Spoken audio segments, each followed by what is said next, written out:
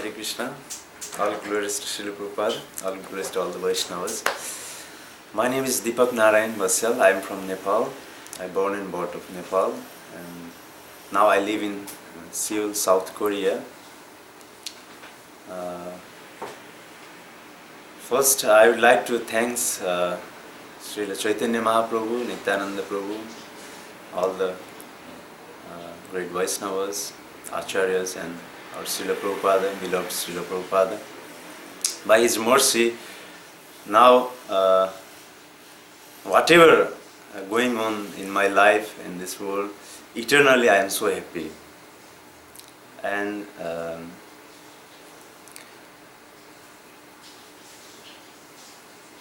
as I am from Nepal, Nepal is a naturally holy place. So I born in the place is called Mahalinga Dham, and which is the birthplace of Markandeya Muni, who is the one of the Ashtachiranjeevi.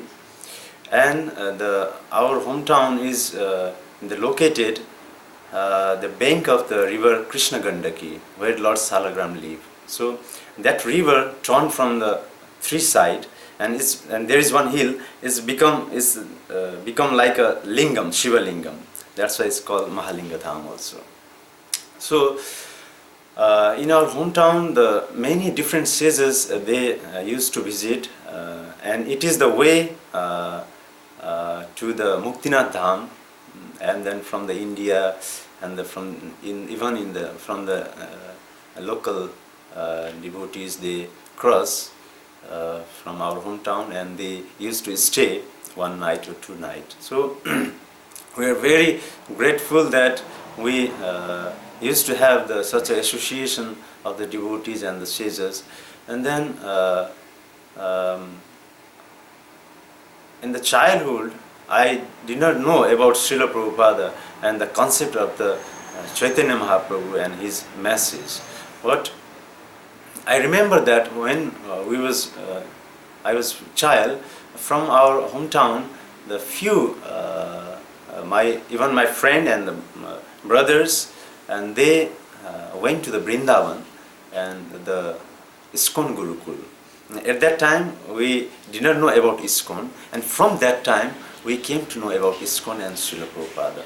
And whenever our friends and brothers, they visit from Vrindavan, and they brings the books of Srila Prabhupada, and they brings prasadam, they brings japamala, and then we used to do Harinam, and in Janmashtami like Krishna Ratha Yatra, and then we used to sing on the street, and then it was like every day was a festival almost. So every day we used to go to the Krishna Gandaki in morning time to take shower, and then to take prasadam.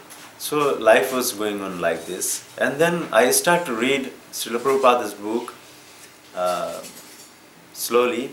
And another part, my father, he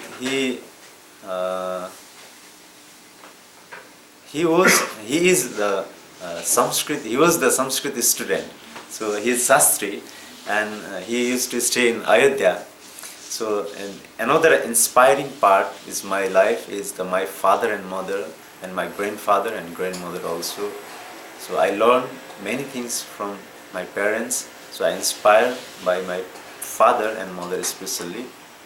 Then when I was in school, I used to read the spiritual books. Like I hold the school book, and then inside the school book I put the spiritual book, and then I read like this. And my parents, they think, oh, I'm reading, I'm doing study, my own study.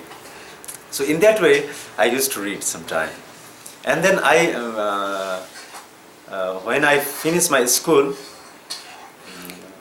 and then I went to Kathmandu for my further study. And then from that time, I connect with the ISKCON temple directly. And after that, I used to visit many different sampradaya and organization, even the Muslim and Christian, Buddhist and Jain. Even I used to visit Osho, Rajneesh, and then Sai Baba, and different places like Brahmabadi or many like the Naga Babas. And I used to visit India for the how to say that, Kumbh Mela, or several places, and like Swaminarayan Sampradaya. There are so many different sampradayas. So I used to visit those sampradayas. But another thing, whenever and wherever I visit, I never stop chanting of the holy name, the instruction of Srila Prabhupada. And I always carry Srila Prabhupada's translate Bhagavad Gita as it is, and I used to read. And the, every sampradaya, every organization, where I visit, and I used to introduce them about Srila Prabhupada's message. And some of them they reject me, some of them they welcome me, some of them they love me, and some of the sampradayas they offer me, with huge money and the post and many things to join their sampradaya and to take initiation, or some of them they even force me to take the sannyas or something like that. But by mercy of Srila Prabhupada, and is never happened, and I continue my journey in the ISKCON, and it's already several years. Of course, initially I'm not engaged, but through the seva and the associating the devotee and reading and chanting, and by faith I'm always serving in ISKCON. So in 2010 I came to South Korea for my for job, and then before coming to Korea, I searched in the internet, and then I got the number of the Seoul temple, and then I called, and Kamala Mataji, she received the phone, and then I started speaking English, but my English is I am very poor in English. So, and Mataji said, I said, I'm from Nepal, and said, then you can speak Nepali. And I was just very surprised. I was expecting some Korean Mataji. So, and then I told to Mataji, I am coming, Mataji, please allow me to serve there. And then I came here, I reached here, and after 2 weeks from my company, I came to the temple, and then I saw here, his Mataji was struggling unbelievable way. So, and then I decided, I pray to Prabhupada, and please allow me to serve you in South Korea. So it was my desire to. Then I joined here. It is very inspiring, and it is very much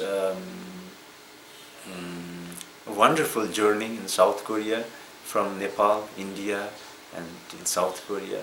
So we used to visit several universities and colleges and schools, even the Indian Embassy, Nepal Embassy, Nepalese groups, Indian groups, Bangladesh, and several groups are there. So we used to visit, we used to pass the message through different languages like Korean, English, Nepali, Hindi, Bengali, and to teach them how to cook prasadam, vegetarian, and meditation and yoga and chanting, the mantra meditation, and there are so many things we used to help them, we used to teach them.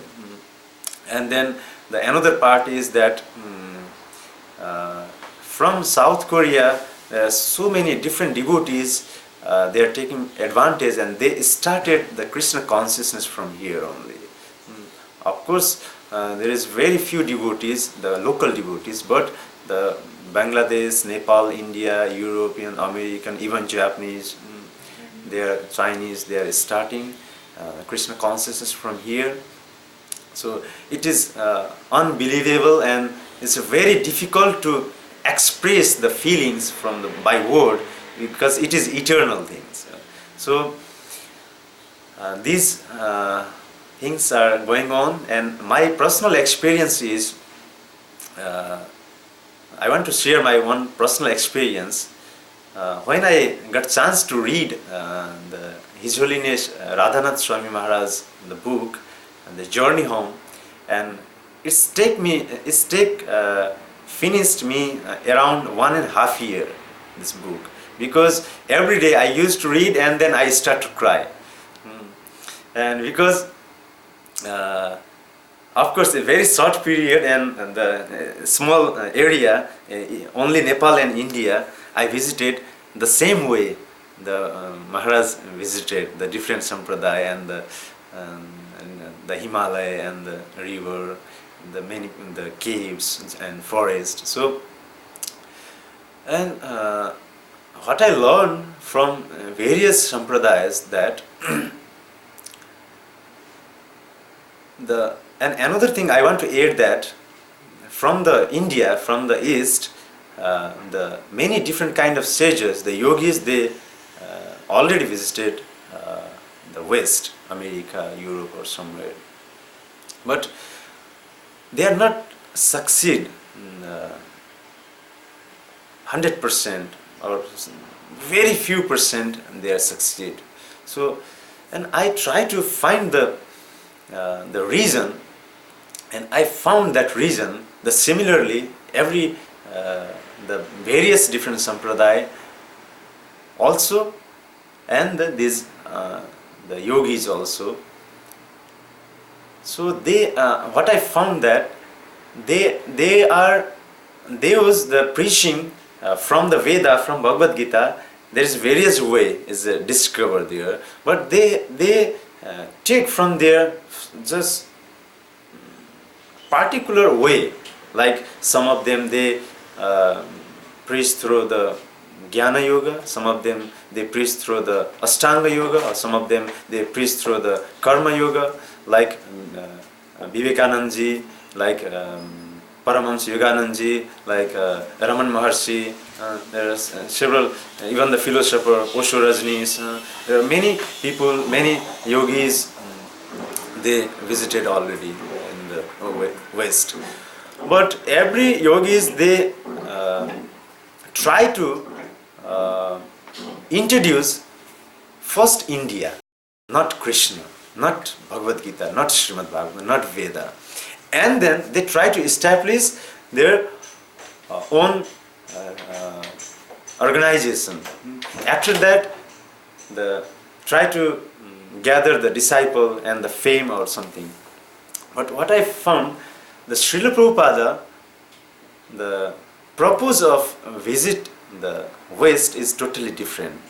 To fulfill the Chaitanya Mahaprabhu's desire, and to fulfill his spiritual master Srila Bhaktisiddhanta Saraswati Thakur Maharaj desire and order, fulfill that order. So, and because why I am asking these things, here in Korea, so many Koreans, they ask this kind of questions.